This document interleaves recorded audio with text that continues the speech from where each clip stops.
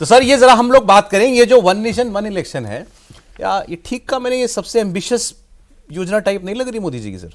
नहीं, नहीं है, नहीं। इससे भी बड़ा कुछ है। इससे बड़ा हो चुका है। आजाद हिंदुस्तान में पहली बार हुआ, स्टेट के पास दो पावर हैं सबसे बड़ी जो संविधान ने दी है। एक कानून व्यवस्था, दूसरा टैक्स लगाना, फाइनेंशियल पावर।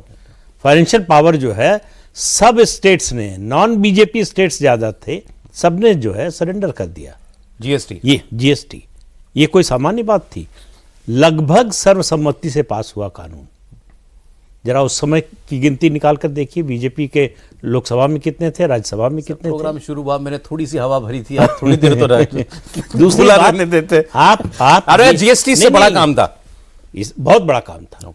इतना बड़ा परिवर्तन जो है, जो लॉन्ग लास्टिंग हो, पूरा आपने टैक्स सिस्टम बदल दिया, टैक्स स्ट्रक्चर बदल दिया, स्टेट से टैक्स लगाने की पावर ले ली, और हमसे आप कहें कि गर्दन काटिए, हम काट के आपको तशरीम पेश कर दें, ये उस तरह का मामला था।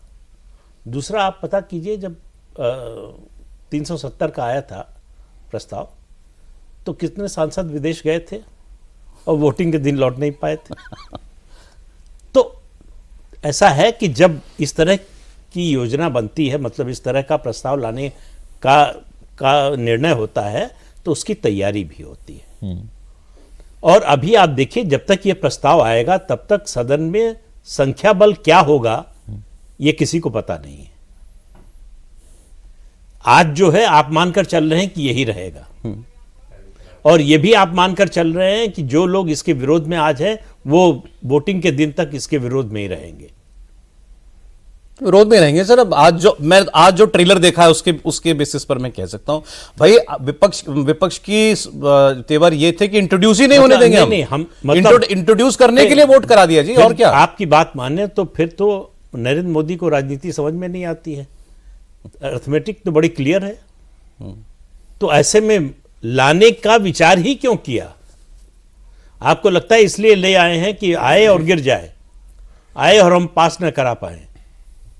तो ये कांग्रेस पार्टी नहीं है जो महिला आरक्षण बिल लाई थी और पास नहीं करा पाई। मोदी जी लाए तो पास कराने का सोच के लाए।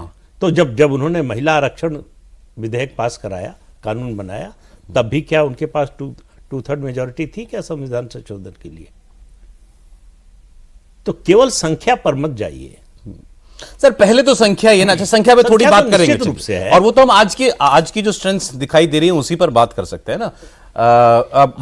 मतलब आप स्ट्रेंथ देखेंगे तो मोदी सरकार के 10 साल में जितने संविधान संशोधन विधेयक आए हैं, कोई पास नहीं होना चाहिए था। ये आज भी 2/3 मेजॉरिटी नहीं है। बीजेपी छोड़िए, एनडीए के नहीं है।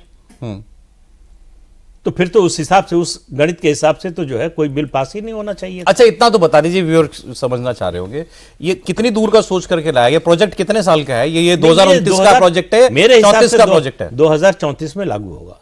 34 में लागू होगा। 10 साल हैं अभी मोदी के पास। 29 में हो ही नहीं सकता प्रैक्टिकली, बहुत मुश्किल है 29 में होना। अभी 29 के लिए एजेंडा बहुत सारा है। पहले तो आपको जो है जनगणना करानी है, फिर डिलिमिटेशन कराना है, फिर महिला आरक्षण लागू करना है। यस। तो ये 3 बड़े काम हैं। ये सोचा समझा है 34 ही है इसका इम्प्लीमेंटेशन का डेडलाइन दिमाग में कह सकते हैं सौरभ। बहुत जल्द हुआ तो ओके, बहुत जल्द हुआ तो 34 से आगे भी जा सकता है। इसमें 2 चीज़ें हैं, जैसे आपने नंबर्स को लेकर पूछा ना, 2 सवाल है कि पहला कि क्या ये होना चाहिए, दूसरा क्या मोदी कर सकते हैं। इन दोनों को अगर आप जोड़ के देखेंगे ना, तब आप समझ में आएगा कि सरकार की सोच क्या है। क्या ये होना चाहिए इस आधार पर कि जैसे जो कमेटी बनाई गई थी रामनाथ कोविंद की अध्यक्षता में, उस कमेटी में जो जनता से फीडबैक लिया गया था उसमें 80% से ज़्यादा फीडबैक ये था कि हाँ ये होना चाहिए। और आपको हैरानी होगी ये जान के कि वैसे राज्यों से था जो कि नॉन बीजेपी रूल्ड स्टेट है, जैसे तमिलनाडु, केरल, वहाँ से ज़्यादा फीडबैक आए हुए थे कि हाँ ये होना चाहिए। उसमें बीजेपी रूल्ड स्टेट उस समय महाराष्ट्र भी नहीं था, उत्तर प्रदेश सिर्फ था। और वहाँ से जब ये फीडबैक आया तो प्रधानमंत्री नरेंद्र मोदी का या सरकार का ये सोचना है कि अगर जनता के मन में एक बार ये जनमत बन गया तो उसके बाद राजनीतिक दलों के ऊपर दबाव बनता ही बनता है कि आप इस काम को करें। जैसे धारा 370 को हटाने को लेकर जो बात हुई, उसमें आपको क्या लगता है कि धारा 370 हटाने के लिए सांसद किसी और वजह से बाहर गए थे? उनको समझाया जा रहा था कि देश के लिए ये कितना ज़रूरी है। और मैं तो ऐसे कई केसेस जानता हूँ कि किस व्यक्ति ने किसको समझाया, और इसमें बाकायदा बताया जा रहा था कि राष्ट्र के लिए ये चीज़ करना ज़रूरी है, कि आप इससे सहमत हैं कि नहीं सहमत हैं। राजनीतिक दलों की जो मर्यादा होती है, एक सीमा तक होती है, इसमें कोई दो राय नहीं, लेकिन अगर उस सीमा में कोई आप विंडो दिखाएं तार्किक आधार पर उन्हें ये समझा दें कि देश के लिए ज़रूरी है, तो बहुत सारे ऐसे हैं जो समझ जाते हैं। सभी नहीं समझेंगे, लेकिन बहुत समझ जाते हैं। जैसे भुवनेश्वर कलिता कैसे समझे? भुवनेश्वर कलिता जो थे उसके बाद भी वही रहे, तो इधर आगे क्या मिल गया उनको? लेकिन वो कांग्रेस के चीफ व्हिप थे और वो धारा 370 को लेकर समझे, क्योंकि ये राष्ट्र के लिए ज़रूरी है।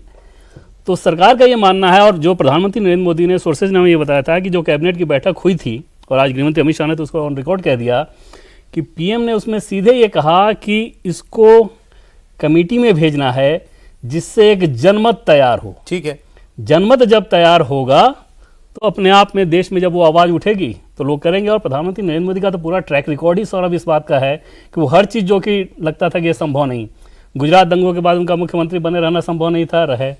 बार बार जीतना संभव नहीं था, रहे। दिल्ली आना लग रहा था कि संभव नहीं है, दिल्ली आए।